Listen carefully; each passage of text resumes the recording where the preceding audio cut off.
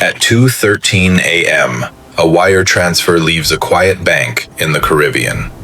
No headlines, no convoy, no flags. By sunrise, a foreign capital wakes to rumors, then editorials, then certainty. Markets open jittery, ministers call hurried meetings, and a single vote tilts by just enough. No borders moved in the night, only money did. This is the story of how a young intelligence service learned to move funds, favors, and information faster than events themselves, and how those currents shaped the second half of the 20th century. When the Second World War ended, Washington inherited victory and uncertainty at the same time. The Office of Strategic Services had done courageous work in the shadows, but much of it was improvised. The new problem was durable. A rival with reach, a map fractured by rebuilding, and very little clarity about intentions. In 1947, the National Security Act created the Central Intelligence Agency and gave it a concise, elastic mandate. Gather intelligence, conduct covert action as directed, and protect U.S. interests in a world where open debate often arrived after consequences. The text was brief. The implications were large. To carry out quiet policy, you need quiet means. Quiet means require quiet money. Public appropriations tell one story. Classified authorizations tell another. In the immediate post-war period, Western Europe required food, fuel, and a path back to growth. The Marshall Plan provided it on an unprecedented scale. Alongside official aid, governments also supported political stability efforts, election assistance, media initiatives, cultural programs, and labor support, meant to keep fragile coalitions from breaking under pressure. Historians and declassified records describe parallel channels. Cash for printing presses that couldn't keep the lights on otherwise. Stipends for organizers whose wages had evaporated. Reimbursements for newspapers that found paper, but not credit. Whether routed through ministries, foundations, or intermediaries, the point was consistent. Stability is easier to defend when it can pay its bills on time. Inside the new agency, a lesson took hold. If outcomes depend on confidence, then logistics and liquidity are strategy, not support. The story of Tehran in 1953 fits that logic. Iran's Prime Minister, Mohammad Mossadegh, nationalized oil concessions long held by a British company. Tensions escalated. Markets paid attention. In that atmosphere, funds reached Tehran through established contacts and new ones. Money for messaging, transportation, and stipends. Money for print runs and radio airtime. Money that paid for rallies to be larger and on certain days, louder. The result? A return of authority to the Shah and a reset of oil negotiations has been analyzed from many angles. One thread is straightforward. Ideas travel further when someone has paid the fare. Elsewhere, the method looked different, but relied on the same grammar. In Guatemala in 1954, exiles and contract pilots required aircraft, fuel, and safe fields to land on. Transmissions required transmitters and technicians. Food required credit. Economic pressure, from trade interruptions to insurance complications, added weight without uniform patches. If a factory could not import a key component, a strike became more likely. If a port slowed for a week, an editorial's argument about mismanagement suddenly felt familiar. In each case, the visible action, planes overhead, columns of trucks, crowds in a central square, sat on top of a ledger that had been prepared in advance. The agency also learned its limits. Human networks can be penetrated. In Eastern Europe and the Soviet sphere, early insertions were compromised. People took risks and paid for them. Those reversals nudged a pivot. If a rival can see people, but struggles to see altitude, build altitude. The U-2 program was engineering as policy. Lift, range, and optics replacing 100 uncertain couriers. A camera frame does not require a bribe to print. A flight plan is either achieved or not. The capital expense was high.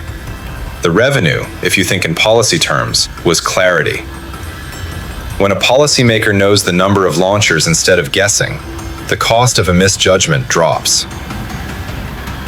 In Southeast Asia, the mixture grew more complicated. Official resources were supplemented by arrangements in gray zones, local commanders who expected compensation, air services that flew without publicity, and currency that moved in denominations inconvenient to audit. Reporting and scholarship have long debated the extent to which illicit economies intersected with wartime logistics.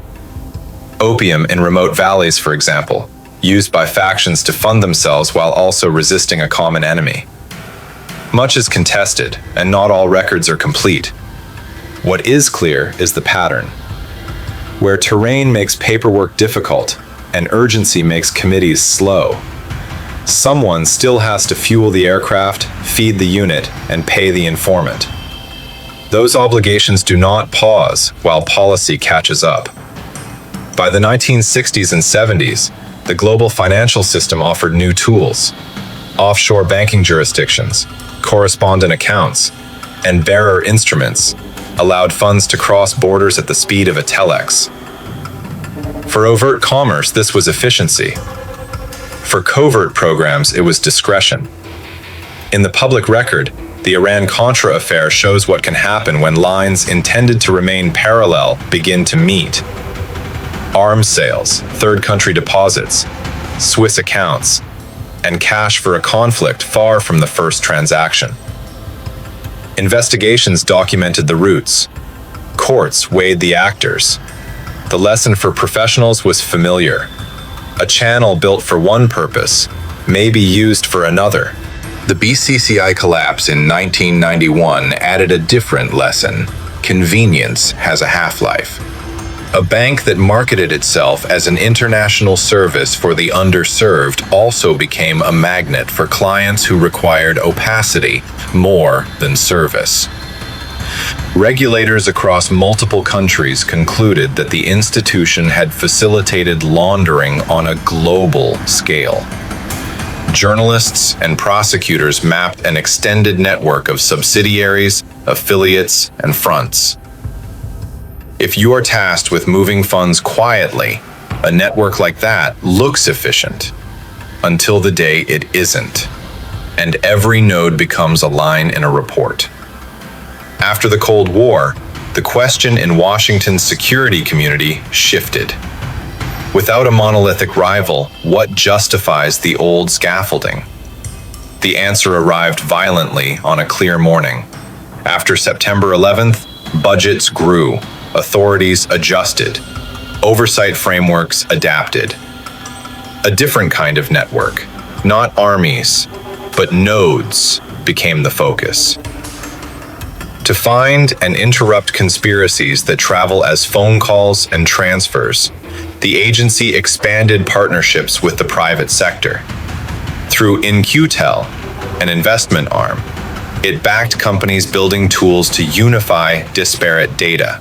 Financial flows, travel records, communications metadata, and imagery onto a single pane of glass.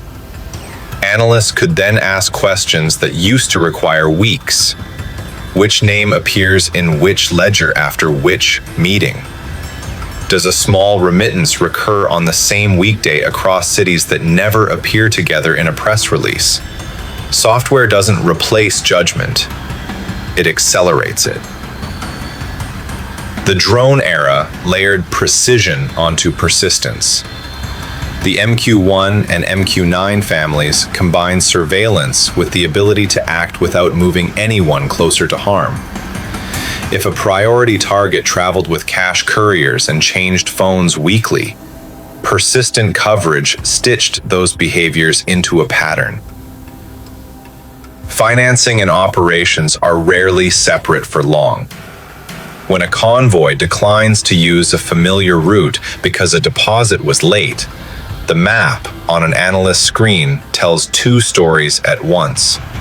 Across all of this, two constants recur.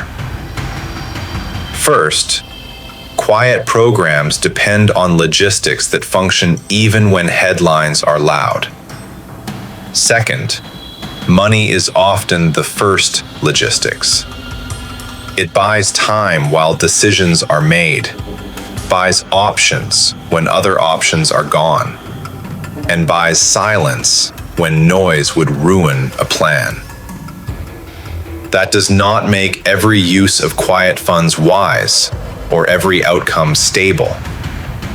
It does explain why professionals focus on routes, banks, fronts, exchange houses, friendly foundations, and contractors who can operate without a press conference. It's worth returning to the early years to see the shape of the craft. Post-war Europe required coalition governments not to collapse between elections. A struggling newspaper might print because a pallet of paper arrived from a donor 2 countries over. A union organizer might travel because the train ticket was reimbursed by a committee that itself received a grant from a fund that itself was supported by a budget line whose description used a phrase like civic education. Each step can be defended. Together they form a system. Stabilize the center by meeting its invoices. Many historians disagree on where support ends and manipulation begins. Reasonable people can read the same archive and argue in good faith. The professional's observation is narrower. If you want an outcome to be possible, remove the kind of obstacles that make it impossible on a Tuesday afternoon. The same logic applied to media. A radio station needs electricity, engineers, and hours on the air. A message needs writers. Writers need salaries and currencies that hold their value long enough to pay rent. When you read that a broadcaster changed tone, it is sometimes because a mind changed. It is sometimes because a payroll did. Again, the point is not to assert a single cause. The point is to notice a repeated tool. Not every ledger entry is public money. Business figures in every era support causes they care about, ideological, cultural, or simply regional. Some of those donations align with government objectives. Some merely overlap. In several countries during the Cold War, respected foundations sponsored conferences that happened to gather the exact people a case officer wanted to hear in the same hotel. A scholar could travel to present a paper. A civil servant could attend to listen. An editor could publish a summary. And a narrative might shift by a degree too small to notice in a day, but large enough to matter in a year. An invoice for a ballroom looks like hospitality. It is also infrastructure for persuasion. Technology changed the tempo. Satellite communications compressed days into minutes. A request for funds that once took a courier now took a secure call and a reference number. Compliance regimes grew more sophisticated. So did those who worked around them. The difference between an illicit transfer and a compliant one can be a form, a jurisdiction, and an hour on a calendar. Professionals watch those borders closely. They use licensed pathways when they can. They look for lawful flexibilities when they must. When rules tighten, operations shift to in-kind support, equipment, services, training, where the monetary value is real, but the cash never moves. The last 2 decades have added a new dimension. Data about money as an instrument in its own right. Payment systems record far more than amounts. They record timing, counterparties, and habits. A single anonymized transaction tells you little. 10 million say a lot. In counterterrorism, this turned into a practice, following microflows to uncover macro structures. A stipend to a relative, a hotel paid at a distance from a meeting, a SIM card topped up from a familiar kiosk. Any one of these is inconclusive. Together, they describe a life. The agency did not build these systems alone. Banks, regulators, and technology firms did. for reasons ranging from fraud prevention to customer service. But once in place, those systems created visibility that traditional espionage could not match at scale. There are cautions in this story. Secrecy, once established, tempts excess. Oversight exists to keep tools aimed at the right targets, used in proportion, and retired when the situation changes. Public inquiries in the 1970s examined a range of practices, from surveillance to cultural funding, and drew lines that professionals are expected to respect. After 9/11, new authorities were written with sunsets and review mechanisms. Whether those mechanisms are sufficient is an ongoing debate in every democracy. A responsible telling notes both the necessity of quiet action in some circumstances and the necessity of accountability in all circumstances. Return to the image we began with, a transfer at night. It may finance an election monitoring program that prevents a violent dispute. It may keep a journalist's lights on through a winter of shortages. It may also move weapons to a proxy, or bribe a bureaucrat, or pay for a rumor to be repeated until it feels like fact. The instrument is the same. The outcome depends on policy and restraint. The professional cares about chain of custody. Who authorizes? Who executes? Who audits? And who can say no? Midway through this story, the tradecraft almost looks simple. Routes, fronts, receipts. But the stakes rarely are. A cash drop that calms a city today might sow resentment for a generation. A radio series that counters disinformation might also crowd out voices that deserved a hearing. The practitioners working in these spaces are not all of one mind. Some argue for minimalism. Do less. Risk less. Others argue that competing networks are not waiting politely, and that hesitation has its own costs. Most operate between those poles, with constraints, checklists, and the unglamorous patience that real logistics demand. There is also the matter of price. Money spent in secret is still money. It trades against something else not purchased. An open grant, a public program, an armored door at a district office. The defense of secrecy is that the purchase would fail if announced. The critique is that secrecy can outlast its justification. In healthy systems, these arguments recur on a schedule, not after a headline. One more thread is worth pulling: how markets respond to quiet effort. Traders do not need a memo to sense a shift. If insurance premiums for ships spike on one route and fall on another, someone will ask why. If a commodity moves without moving its price, someone will look for a subsidy. Financial markets are sensors as much as they are arenas. In several moments of the late 20th century, watchful investors perceived a change in a country's internal balance days before an announcement. They weren't clairvoyant. They were reading invoices, who paid whom, for what, and drawing reasonable inferences. Today, many of the old paths still exist, but the map is denser. Cryptocurrency adds new rails and new records. Sanctions regimes add new responsibilities and new workarounds. Artificial intelligence adds new ways to see patterns and new temptations to treat correlation as destiny. The underlying logic remains constant.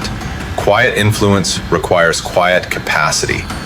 Quiet capacity is built from relationships, roots, and resources that survive surprises. If a plan falls apart when one bank asks one extra question, it wasn't a plan, it was a hope. So where does that leave the story? With a modest claim: follow the money, and you will usually find the method. In places where soldiers did not march, but policies still changed, money almost always marched instead. Sometimes for stabilization, sometimes for disruption, often for both, at different hours. The agency at the center of this account learned, adapted, failed, and tried again, like any institution asked to operate in difficult conditions over decades. Its reputation is a mosaic of successes, errors, and disputed chapters. The constants are quieter: a logistics officer with a list, an analyst with a map of accounts, a lawyer with a red pen, a case officer with a receipt in a language that is not their own. If this kind of careful, money-first view of history speaks to you, the ledgers underneath the headlines, the wiring behind the wall, there's more to explore. Subscribe to the Money Codex and we'll keep tracing the currents that rarely make the front page, but often decide it. Here is the detail we began with one last time. A transfer posts at 2:13 a.m. It clears through a bank that lends its charter to distances. It lands in a country that needs more hours than daylight provides. It pays for a bus, a billboard, a ballot box, a beam of light in a studio at the edge of town. No flags wave when it moves, no bands play. But by evening, a minister has a margin he didn't expect. A newspaper prints an extra page it thought it could not afford. And a rumor declines to travel because a fact got there first. Money is not the whole story. It is the way many stories are permitted to happen. And in the quiet rooms where policy is made to fit reality, that permission is sometimes the difference between an argument and an outcome.